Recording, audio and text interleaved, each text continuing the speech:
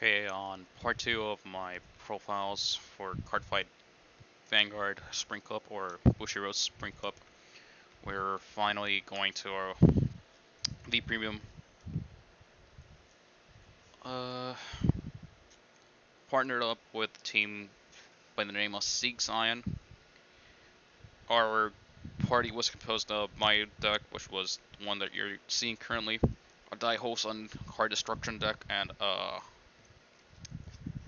think it's called Aqua Force Batteries Control or Batteries Loop. I don't know if it was Aqua Force or if it was what's the name of the clan, but essentially we didn't top either. Still a really good time. This is what I played. Why did I play Shadow Paladin and both Premium and V Premium? Well, I just got an offer to buy a lot of cards for the clan for very cheap, or at least relatively cheap for what card fight is. And I decided to just buy whatever I needed to just play the tournament. So if we get into it, the deck is really similar to my V Premium list. It shares a lot of cards, but the idea of the Luard the Shadow Paladin list still remains the same. Starter Drag Prince Root, no really big detail there. We also run Vicro, I'll show it later. It's like our two starter options, but we'll usually just run Drag Prince Root. I still don't know why you would start with Vicro, but in the chance that eventually somehow I realize why, I'll probably don't mention it. We played Lords, 6 Lords, 4 regular, 2 Drag Driver. Why am I playing this version of Luard and not the free Stridefather one, which is this one, or the structured one, which is the other one? So here's where the idea came in. Why didn't I play either this one or this one? First things first, I deciphered early on the game, or while training to practice to do with the deck, is that if you go with this Luard, you usually don't have a turn 1 play unless you're going second, and in which case this just gives you free Stridefather.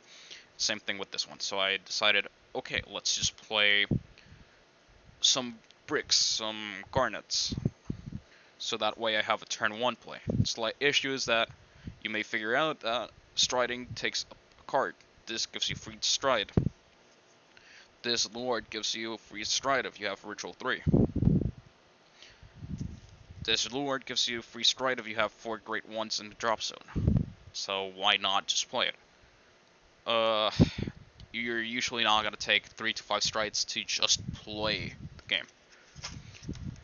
In the rare case that you go into second or third stride, well, you just have to have Stridefather. That's the best way to put it. That's the reason why I played it. But the real reason why I played this package is because if you're going first, you'll go Luard, get force, activate a fast, get second Luard, get another force effect, call 2 Great Ones, your deck filtering, you get to draw a card of the other Luard so you get more resources. And since you're going through this, you will get 3 force markers, and if I randomly just draw another one, you just got 4 20 and 20 on both lines. Essentially giving me a turn 1 play. That's it for Great 3s.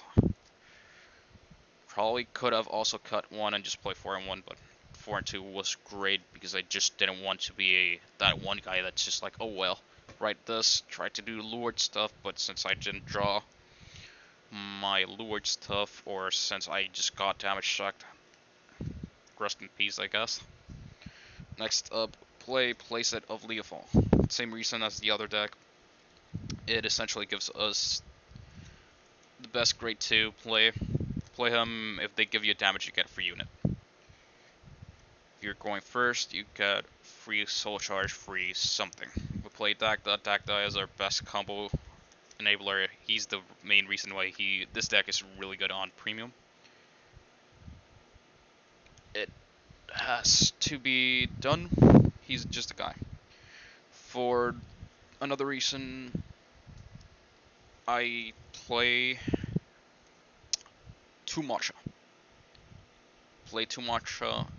Weird call, but essentially it boils down to I needed a card that could give me a turn 2 game, so I could rush turn 2, turn 3, or cycle with just cards, grade 1s that I don't need, and it was a solid choice.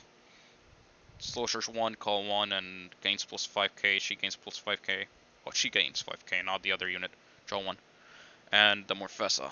Morfessa is just another call off of the Luards. You'll probably never prop her effect in this deck. If you prop it, well, good for you. But I never managed to really prop it, and she was just another great one that had beefy numbers.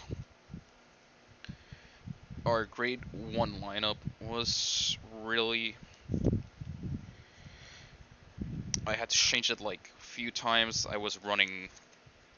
At some point in the deck, I was running a copy of Nias because I wanted removal, a copy of Dillalt. I never played Decramps, I never played Leals. I just played Dillalt and Nias because removal and Soul Charge.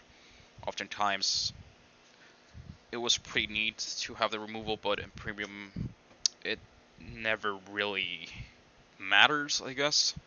You could have removal, sometimes it's good, sometimes it isn't. For me, it never ended mattering in most games, so I just decided to cut that and start playing a more straightforward deck. Instead of playing like 4 copies of Sharon, which I was doing while testing the deck to see if I liked it. So we play 4 PGs, Drexaver Azarus. She really does everything. She recycles herself, she's a perfect guard, she can remove a guy and recycle herself, and you're gonna cycle through great ones with her. After that, we have Branwen. Again, nothing much to say about her. I really love her. This is the best grade 1, and Searcher, I would say she's my favorite starter in this deck, or first, like, my favorite grade 1 to ride on. Essentially, you pick up this Luard, pitch any grade 1 you want. Or if you have some card that you don't need, you just pitch it for that, recycle it eventually in turn 3, unless you are not going first, in which case, if you're never going first, you're never going to use it. You're never going to use the Luard line. Place it on the main. The main essentially replaces herself. She gets to call cards. She fills up your board. She gives you a free fodder for a lot of stuff in the deck. Sharon is essentially 3 copies. This is the card that I was thinking of pumping up to 4, but eventually I realized 3 is more than enough because 4 you're seeing too much. 3 you don't see her, and that's what you don't want. You don't really want to see her. You just want to play her once and loop her. The Belial. It's kind of a weird one-off, but essentially you just call her off of the main, and once you're in grade 2, if you're going second, you can punish your opponent with this, draw a card. You don't really punish it, but essentially you can call this and just Soul Blast to grade 1 and draw 1. Lastly, second starter, Vikro. You could call this other than the main, retire a card. Well, retire him, Soul Charge, counter Blast 1.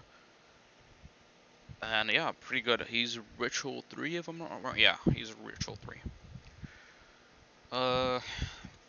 My triggered lineup does need a bit of reworking, but essentially I was playing playset of this guy, the Strike Father grade critical trigger. Playset of Belial.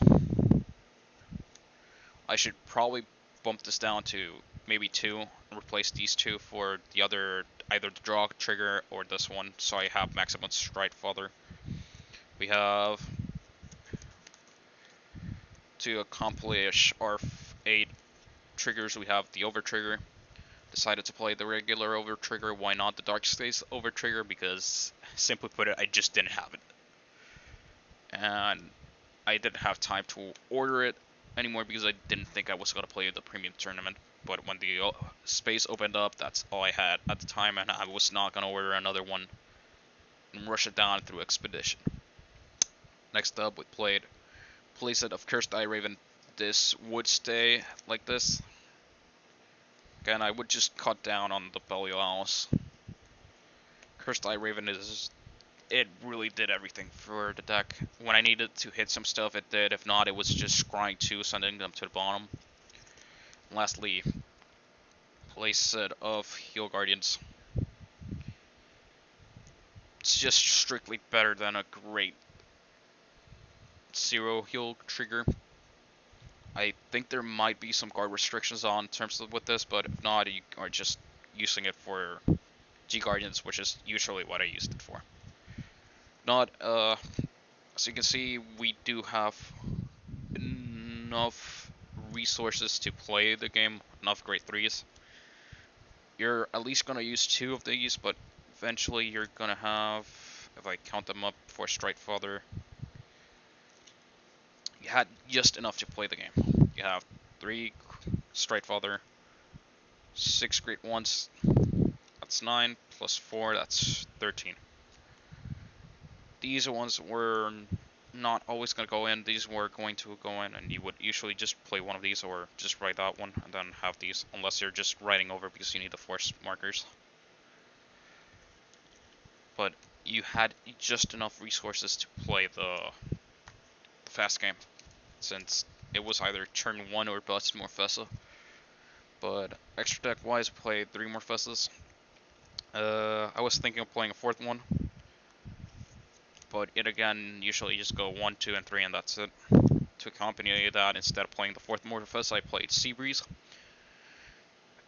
Seabreeze doesn't come up often. It really doesn't pop up a lot. But in the cases where I could punish my opponent, it just didn't come up. For example, I was playing against Chrono Jet Dragon, I think it's called. And he didn't hit his Chrono Jet Dragon, and I just decided, well, instead of riding for Seabreeze, I'll do my Luard stuff and just chill out. And after the game, he went 16 attacks, I died, and the guy told me, yeah, you did it correct. If you play Seabreeze, I would have punished you. Bit harsher than just playing regular Luard stuff. I don't remember if it was specifically that, but I decided not to do Seabreeze stuff. After that, we got the MVP of one of my matches. It's Diablo. I played a match. Well, I know I didn't really win that match. Like, as a team, we didn't win it, but I won a match because the guy just guarded exactly for 1 trigger to hit. And I just decided, okay, he probably doesn't have anything. He doesn't have rear guards. He can't retire. Just swing in. Activate effect, retire 3 of my rear guards, and triple choke. I drive check stand trigger, and I won the game through that because it added the critical. So honestly, D6 I would keep this way. Next is Chain Ranker Dragon. Chain Ranker is really iffy. He didn't come up at all. If it came to that, most of the time it was Morfessa that came up. Dragabus Luard and Dragstrider Luard. Dragstrider Luard doesn't come up, it's just under their Luard name, and Dragabus did come up. Some cases where you're going first ride, but you don't want to ride Morfessa because you're 100% sure you're not getting the ritual count. This comes up a bit better. You just ride him, call 2, and go for it. It's a bit slower, but if you're playing a slow grind game, or you're playing against a deck that, can't take a lot of damage, you just go through with that. Ogma, another card that just doesn't seem to pop up. In the weird cases that he did, he's just there. I just was talking to a guy after we finished the match. I was like, probably should have Ogma at the end, and he was like, yeah, but at the same time I had 12 cards in hand, so wouldn't have mattered. So that's that. And finally, for G Guardians, we have 2 Plot Maker. Honestly, Plot Maker is okay, but I just prefer our toolbox grade 3, G Guardians, which is Gelito, which is amazing. Usually take up Plot Maker, flip him upside, take 2 rear guards, draw 1. Yeah, she's usually the one that came up first. There's also Dark Dragon, Dark Veil Dragon.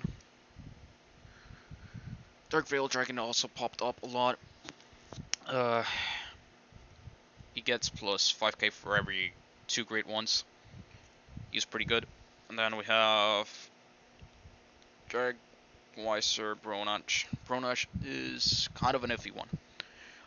While testing, since I didn't know a lot of the deck, I thought, wow, she's really good. You're just milling 5 and that's broken. She's just gonna guard with everything. Sad thing is that usually you're just gonna go cycle through everything. So, just in case you don't know basic Luard stuff, you're just watching this because of that. Usually you're just gonna go something like Morfessa, Branwen, Esras for some namesake.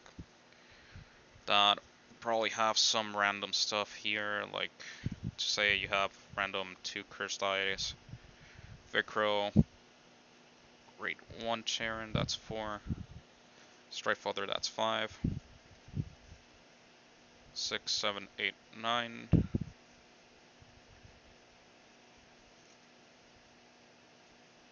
And just a random card would be like a 10 main. So in the case that you had Ritual Count 10, the way the combo for this deck works, in case you're not familiar with it, it's you go Morfessa skill, which she gives everybody in the front row plus 15k. And usually you would just go swing in with this line, swing in Dacta. If you have, I'm just gonna put 3 of these as damage. So you pay cost, you swing in with this, with Dacta. Dacta activates skill on attack declaration. Tire 1, search for 2 great ones. So you would just play something like Charon Branwen is what I usually call. Branwen, well, Charon would Soul Blast 1, Countercharge 1. You swing with this line and then just Morfessa, and you just hope to see another stand trigger. If you say stand triggers, you stand that. If you see 2, you stand that. Swing in with this, then swing in with that. Pay cost again, tire 1. And then call the same 2 if you have them. If not, you're usually not going to call the same 2 because you won't see them. And you're just going to start filtering great ones. That's the way this deck goes. But anyways, this is the last bit of my Cardfight Vanguard profiles. If you're actually interested on me becoming a more in-depth Cardfight YouTuber, or if you want to see me do more Cardfight content, leave a comment down below and tell me, oh yeah, I want to see this. It seems pretty cool. But if not, if you feel like I should stay doing Yu-Gi-Oh, just let me know. I really enjoy people seeing my videos. Gives me more of a passion to actually keep going with these videos, even though I know this is probably gonna get inundated by a sea of other videos, because again, I'm just doing this for fun. I'm not trying to profit off of it, and it's just a way for me to record stuff that I would have usually not shared with the public. But anyways, if you enjoyed this content, or this kind of content of this card game, leave a comment down below, and if I get around 15, well, not 15, that's way too much, I only have 14 subscribers. If I see 5 comments saying that I should go more in depth, I'll keep doing Cardfight content, and I'll probably build the die holes on deck and start actually playing, asking people if I can record matches. Sorry for this video being 20 minutes long, but thank you for watching this report of my premium deck profile. Have a nice day.